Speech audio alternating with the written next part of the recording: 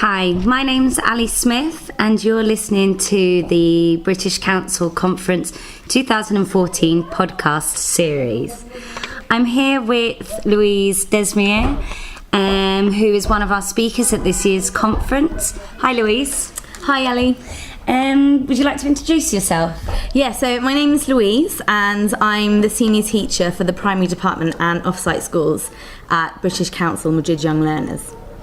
Okay, and what are you going to be talking about? What's the title of your talk this year? Well, this year I'm going to be presenting a talk with a colleague, Emma Berrocal, and our talk is called Developing Learning Strategies in the Primary Classroom. And it's a talk that's aimed at primary learners from about ages 4 and 5 upwards, which are the ages that we teach here at our centre. And we're going to be looking at how to foster the typical characteristics of a good language learner in our youngest learners. So encouraging critical thinking, participation in class and self-reflection. Okay, and what could you give us sort of, a little bit more detail? Exactly what does that involve? So we're going to focus first on what's known as metacognition, which basically means thinking about thinking. So as adults, we're able to control our own learning and we're aware of what we learn and how we learn, whereas children as young as 4 and 5 haven't really developed these metacognitive skills yet. So in the talk we're going to look at how to help them realise what they know and where the gaps in their knowledge are, and help them to bridge the gap between what they know and what they don't know and what they need to learn. Okay. Are you going to have practical ideas that teachers attending your talk can actually use in the classroom? Or? Yeah. So we're going to look at some of the theory behind learning strategies, and then we're going to give lots of examples of practical activities for all ages of primary. So, for example, looking at mind maps to activate their prior knowledge, looking at how to personalise activities and encourage creativity. Because by motivating the students, we're creating a genuine need for language.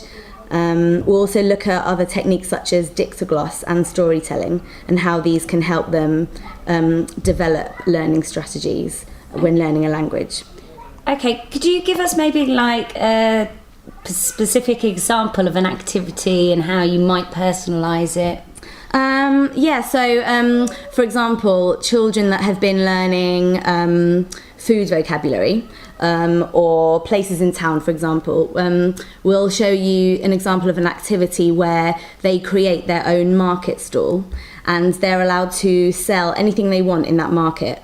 So maybe it's going to be food or toys or animals, anything that they want. And that activity itself is creating a need for language, because there'll be lots of words that they can't say, but that they're actually motivated to know how to say them. Mm-hmm. And so we're creating that need for language and pushing them just a bit further beyond what they already know. So I guess it's like they're actually making the decisions. Yeah, exactly. Rather than being controlled and you're going to learn these 6 words, we're kind of giving them the freedom to decide what they want to learn and how much. So each child will complete the activity to their own ability and at their own pace. Great.